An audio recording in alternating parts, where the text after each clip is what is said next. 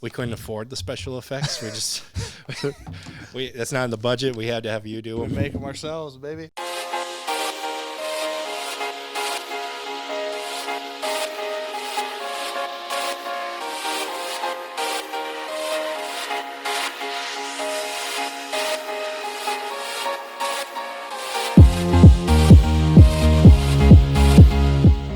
Welcome to another edition of Popcorn Bucket List. And before we really get into the weeds of this episode, want to start off by saying, first of all, we just want to thank each and every one of you who tuned into our live Oscars watch party.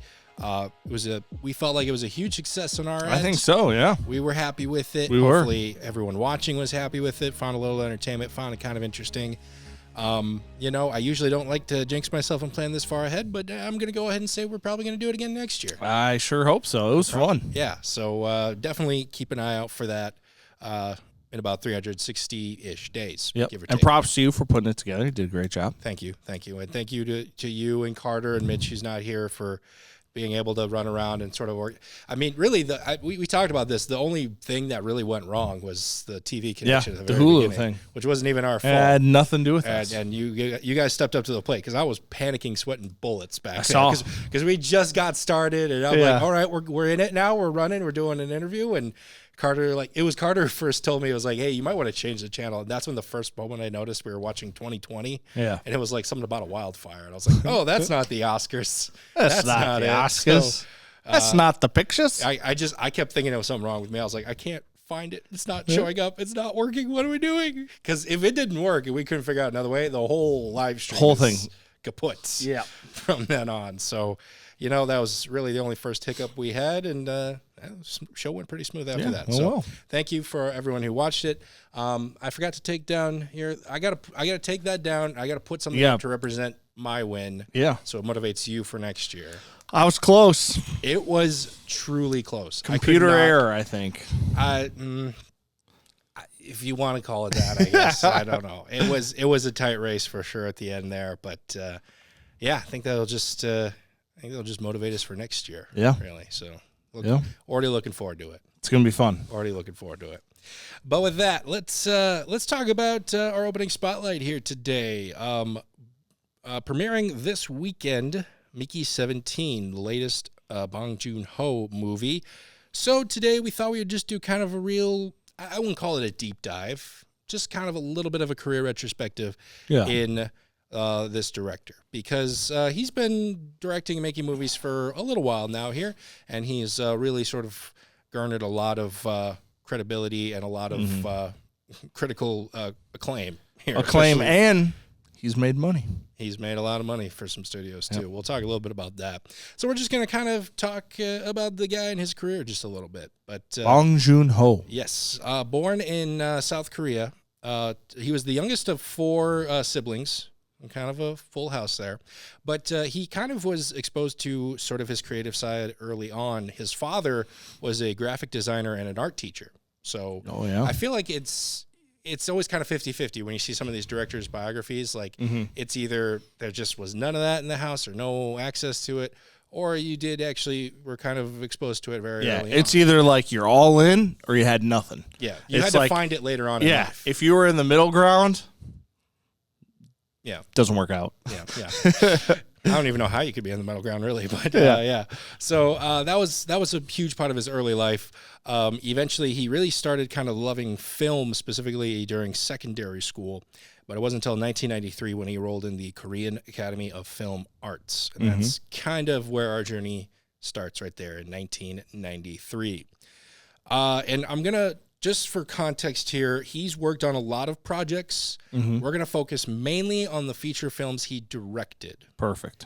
Mainly because that's just kind of what I relate to more. Yeah. And I did the research, so if you want to learn more about the guy, do your own homework.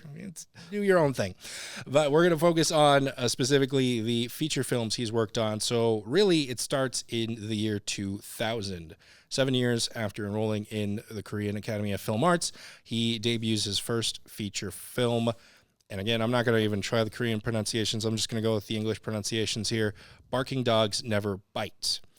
Was very positively reviewed. Didn't get a lot of recognition. I think that happens if it's your first actual film, like first real thing, that probably happens. Yeah, it was probably pretty good messaging, but nobody watches it. Yeah. Nobody saw it. Yeah. Yeah, it's kind of like Christopher Nolan. Everyone kind of thinks Memento's his first film, but really there was actually kind of one that was before it that was really his first film. That same situation got a lot of acclaim. No one really knew about it, though. Yep. Also, kind of a little fun fact, you could tell this was early on in his career. Not a lot in the budget as far as the set and the setting and all that. Apparently, where they shot this was his first apartment complex. Yep. So, and that's hey, do you mind if we just shoot around a little bit? Yeah. We'll try not to get any of the residents. We can't confirm that, but who knows how much paperwork was actually done here. Yeah. How much on or off the books this was. Yeah. But then in 2003, his second film comes out, Memories of Murder. This one garnered him a few more awards as well as some prestigious recognition. But this was kind of really the one that was the first financially successful for him as well. I was reading kind of an interesting tidbit here. The production company that produced this movie and his first one, they were still pretty young. I think it started in 95. They were on the verge of bankruptcy with this one. The financial acclaim this movie garnered was able to kind of save that production company. And I believe they're still doing stuff today. However, they didn't really work with Bong Joon-ho after this. So. He might have outgrown that size of that production company, too. But it's still kind of cool that what he did it led him to fight another day. Yeah. Yep. So, yeah, that was 2003. 2006, this is probably one he's a little bit more recognized for, is called The Host. Well, you want to talk about financially successful. Broke box office records over in South Korea. Yep. This was essentially like their Titanic. Titanic broke all the records at that time, whatever. But not only that, it was still critically acclaimed. Pretty much at this point, nobody had ever really negatively reviewed his movies at this point. And now he's just growing as far as a financial powerhouse as well. He's beginning to get more and more recognition for that. Fun fact that I specifically want to put in here for you, because I thought you would enjoy this. All right. This was also one of the bigger projects that involved a little bit more CGI. When they initially were trying to get this project going, they approached the group that did the first Lord of the Rings movie.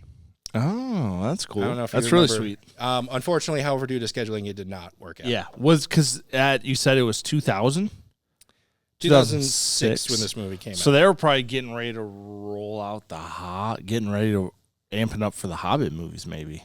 Yeah, I mean they would have been done. They would have been done with Lord of the Rings, but I think they would have been kind of looking for that next project for a little bit. So. Interesting. I mean, hey, if you're gonna try to get someone on board, might as well be the best. That's the one you go with. As much as I have not said high things about Lord of the Rings, that first movie CGI is pretty good.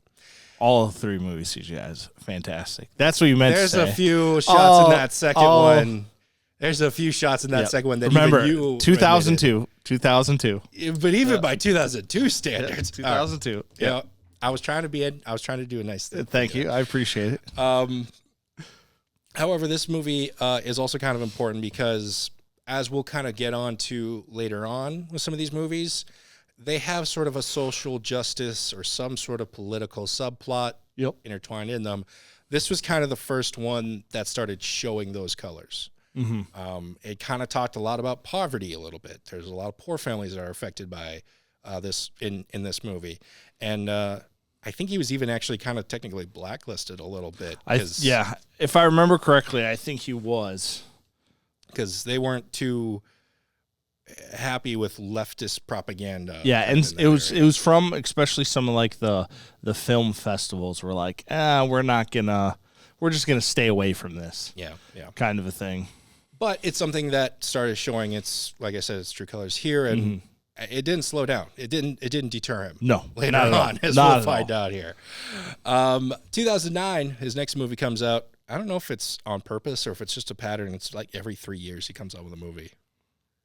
Yeah, at this point, every 3 years. Dependable. I don't know if that's reliable. Accident or keep the schedule. Yep. I'm just realizing that now. Yeah. But yeah, 2009, that's when he comes out with this movie, Mother. No, not the Jennifer Lawrence, Javier Bardem movie. Yep. Not that one. I don't even think that's a remake of this. No, this is about a mother trying to prove her son's innocence from a murder he did not commit. Not too much really outstanding from this one. I haven't seen this one. Yeah, it continued his run of being a good, critically acclaimed film. Mm-hmm. He still got that track record going. But 2013, oh baby, that's when things explode for this guy. Exploded. Yep. Snowpiercer comes out. This is the one that really put him, I would say, on the worldwide map. I agree 100%. I remember watching this movie in probably 2015, 2014, and was like, how have I not seen this before? This movie is awesome. It was so good. Sorry, I'll let you No, keep going. I loved it. I'm agreeing with you. And when did Chris Evans first portray Captain America? What year was that? So that first Captain America movie would have came out 2011. Okay. And then Avengers was right away the next year. Yep. And then Snowpiercer comes out in 2013. Yeah, because I'm pretty sure I had seen the first two, and it was like when that movie came, there's some big stars in that movie. I just rewatched the trailer going on to this, and I was like, oh yeah, I forgot Ed Helms was in here. Oh, and Viola Davis. And it was just like, there's all kinds of people in here. I don't think I understood how monumental that was when I watched it the first time. Yeah, for sure. I think I was about the same boat as you. I think when I finally saw it was 2015. A friend of mine had suggested we watched it one day, and I was blown away. Yeah. This was the first English language movie he made. Mm-hmm. So I believe he himself is not an English language speaker. Usually there's a translator during a lot of his directing with some of these later movies now. But this is where the themes of social class divide and environmentalism that he's really known for. This really is where pushes it. Yeah. This is where he throws it all on the table, basically. And I remember also the conspiracy theory that this was a unlicensed sequel to the Willy Wonka movie. Which or I Willy think Wonka. is a ridiculous theory. Yeah, and I just remember kind of deep diving into it. And it's like, oh yeah, and then the connection to like Soylent Green, and it was just awesome. See, I think the Soylent Green connection makes more sense than Willy Wonka. Yeah, but anyways, great movie. I think we've said that multiple times on this show before. If you haven't checked it out, please do. But yeah, so that is the one that really puts him on the worldwide map as a big action director, because there's some really good action scenes in this as well. Not so much like kung fu fighting, just kind of interesting settings and setups to them that he really hadn't seen before. So he's riding high on that wave. 2017 comes out with Okja, a movie about a girl and her genetically modified pig. This might be not as accurate of a description, but I just kind of like to think of it if Al Gore did a remake of Charlotte's Web. I don't know if that's really fair or not. I haven't seen this one, unfortunately. I'm trying to catch up on a few of these before this new one comes out. But have you checked out Okja at all yet? I have not seen it, no. Yeah. I remember hearing about it slightly, but I didn't watch it. Yeah, it's interesting with this one because, you had the big project of Snowpiercer. Now everyone kind of knew his name. This one flew a little bit more under the radar because it just wasn't as big of a spectacle again, I feel like. But doing a little digging on this one, it ran into a little bit of a controversy at the Cannes Film Festival, believe it or not.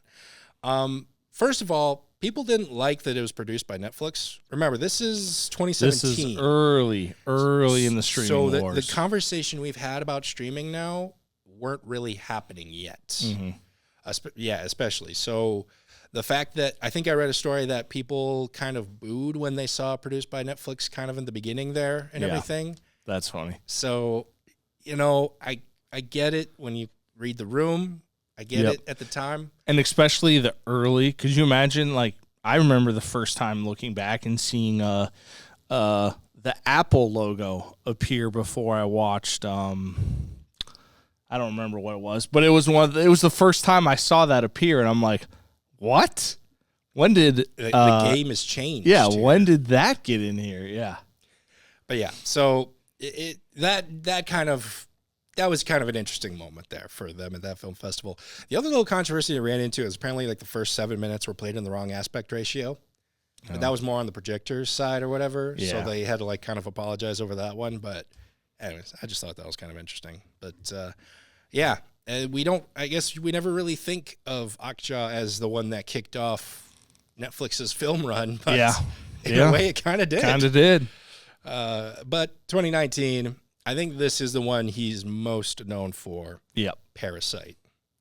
And this is a big deal and a big movie because it won both International Film and Best Picture same year at the Oscar ceremony, something that has not been done before since. Yep. And it's actually pretty kind of astounding that a film would win those two awards because one is, it's the best foreign film that we've got, and it's the best movie of the entire year, which is crazy.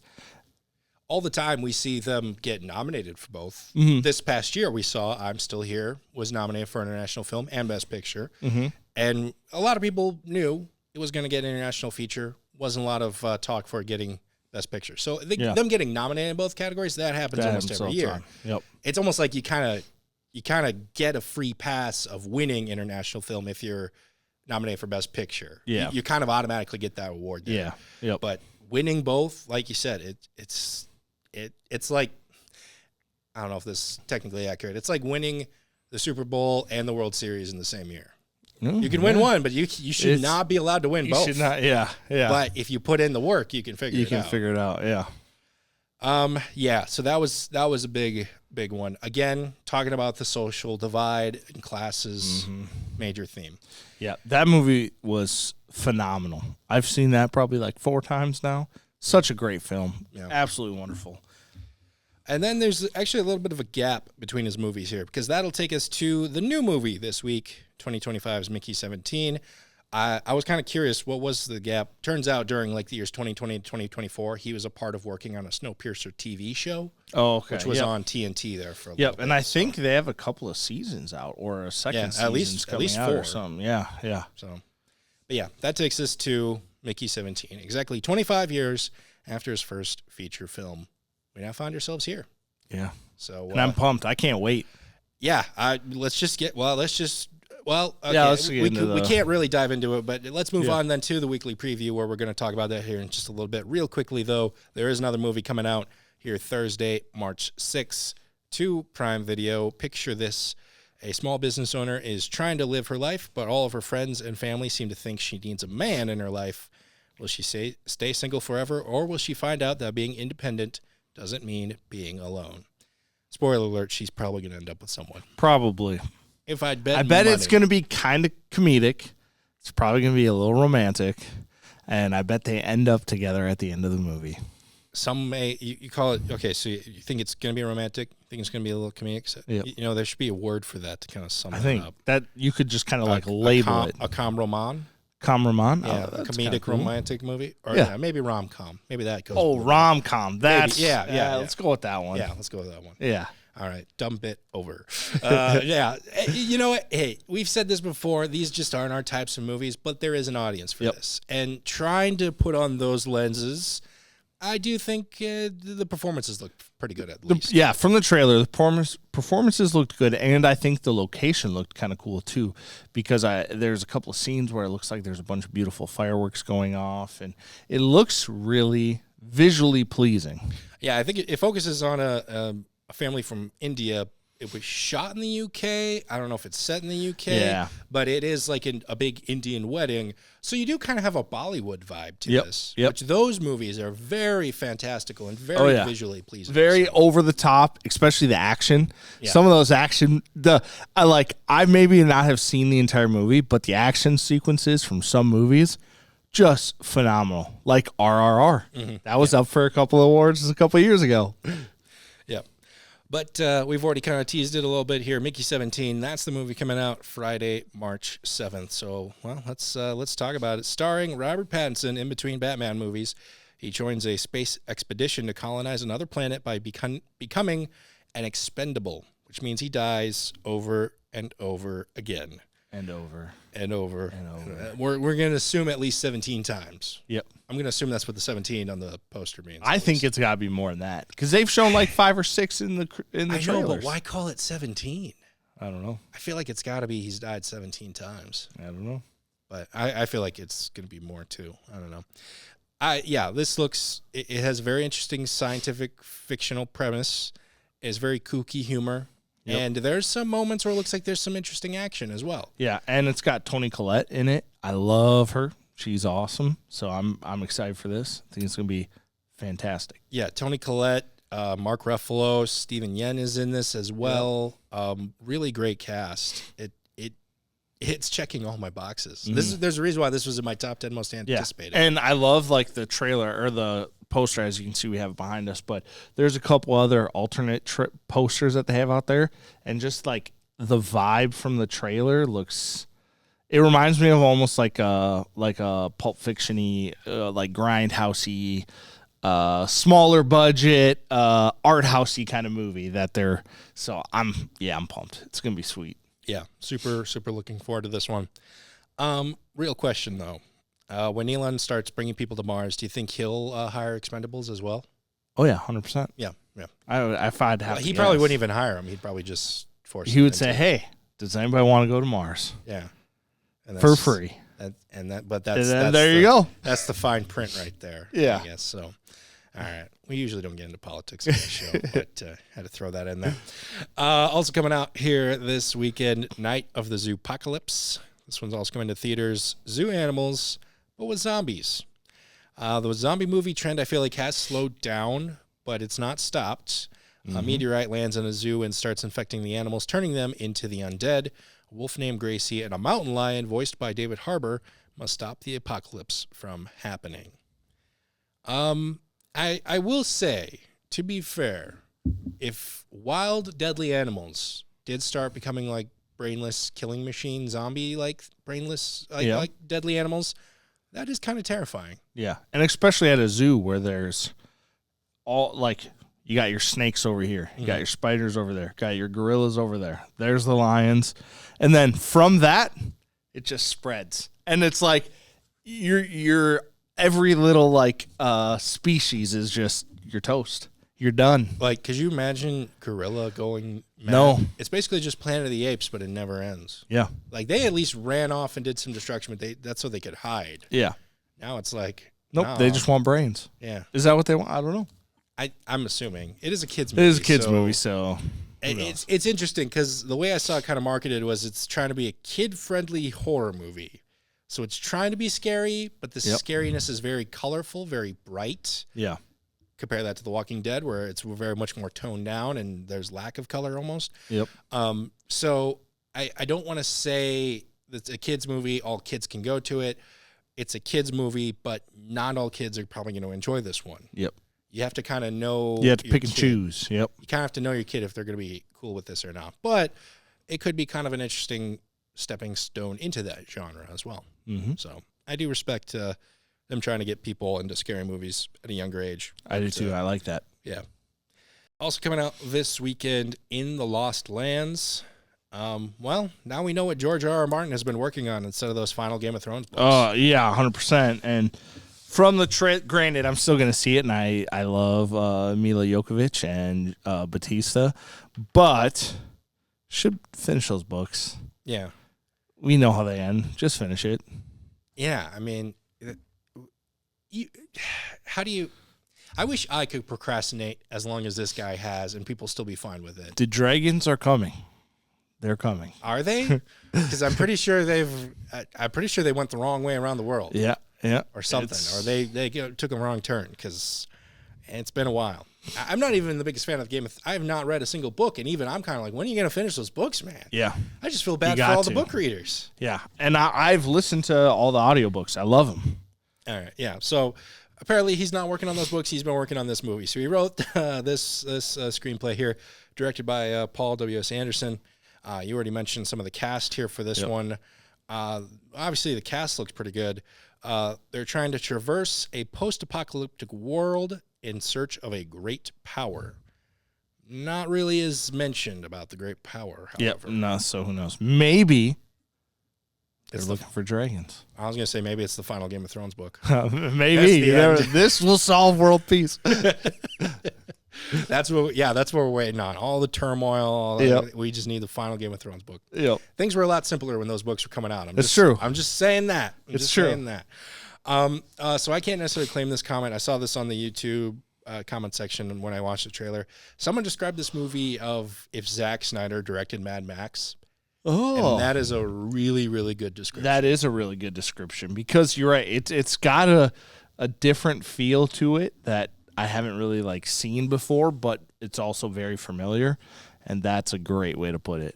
Like Mad Max is a chaotic world, but it's like this vast, barren desert where it's like there's nothing, and then boom, there's something. Yeah. Here it's very Zack Snyder-y, where there's stuff going on all the time, and there's noise and visuals, all that happening and everything. I was kind of surprised that it wasn't directed by Zack Snyder because it did look so much like his work. Yeah. But overall, I think it looks pretty good.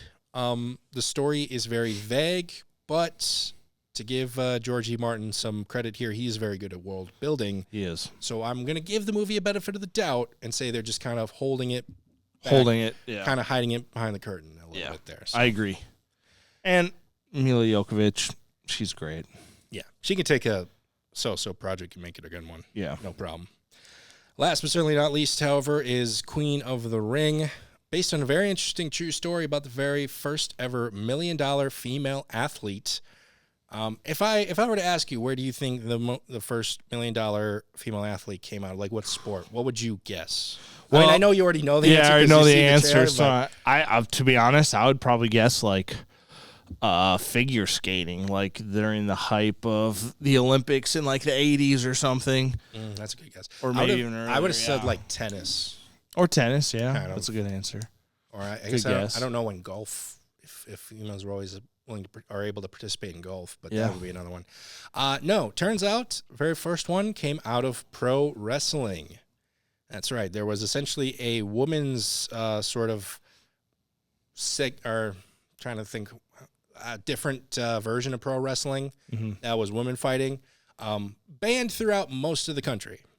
So a lot of this movie was trying for them to garner their own big reputation and try and get it allowed in other states so that they could grow as big as pro wrestling. Well, and you kind of learned a little bit of it in the Iron Claw, but like the early history of wrestling and like pro wrestling and how the different circuits around the country worked, and if you wanted to play here or wrestle here, you had to kind of put in the time at this place. It's wild, and this is just an even earlier look at it. So I guess I forgot to look up the year, but this looks like it might have even been set before Iron Claw. Oh, way before Iron Claw, I believe. This is pretty early on. This is very early, in wrestling organizations and all that. So, I guess I was kind of I will say the movie trailer kind of says like they tried to bury this story, and I was kind of thinking about it, I was like, I never really heard anything about any of this. So it does seem like it could be kind of interesting. The woman in question, the main character here, Mildred Burke, played by Emily Brett Ricard, who was best known from the Arrow TV show, which I thought was kind of interesting because she's kind of Arrow's girl in the chair, the nerd, the computer whiz. Yeah. So seeing her in a little bit more of a physical role was a little different, but interesting for me to see. Definitely an interesting story, though. But with that, let's move on then to some number one recommends, talk about the things we saw here recently. I'll go first this week. Obviously, with the Oscars this last weekend, I was catching up on a lot of those movies. And I think my overall favorite was Conclave, but I already talked about that last week. So let's talk about the Best Picture winner, Anorua. Yeah. So this one did win the most awards out of all the movies this last year during the Oscar ceremony, and I would say deservingly so. I think Conclave should have won maybe a few more, but, that's just how it works sometimes. And the thing I tell people is, as far as the story goes, it takes a little bit for the movie to really get into the story. It's kind of a lot of this, I don't even know if I'd call it build-up. It almost feels like filler, but it just, I guess the way I'm trying to say it here is... informational? I don't even know if I'd say that. You kind of know where the story's going to go. Like, you know where the plot twist is going to happen, what's going to happen. It just feels like it takes a little longer to get to it. Yeah. Once it gets to it, though, the story really picks up speed, and I think it's a lot better there. So Okay. be patient with it. It'll get good. So All right. So that's my recommend. Ryan, what are you going to recommend here this weekend? So This week, I'm actually going to recommend Snowpiercer. Since you brought this up the other day, talking about Bong Joon-ho, I was like, I can't recommend Snowpiercer enough. If you're a fan of Chris Evans, you'll love this film. If you're a fan of anybody in the cast, I really think you'll like this film. And it still has a grip on reality, as in talking about the social social issues. It might and all even of be those. more relevant today than it was back in 2013. Yeah, 100%.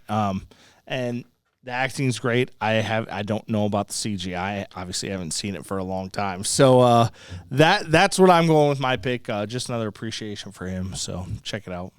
Because we've talked about Parasite on here, obviously last year or a couple of years ago when we did the Oscars. So that's a great film too. But yeah.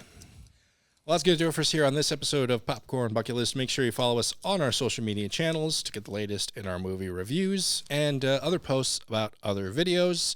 And, well, that's where you were able to watch our live stream from this year. So make sure you follow so that way you can catch the live stream next year. Or if maybe we do another live stream in between now and then. I don't know if we will. I don't know. And you won't know unless you follow. That's right. That's hit that follow button. That's the hook, line, sinker right there. For myself, Ryan, and Carter, we'd like to thank you so much for watching, and we will see you at the movies.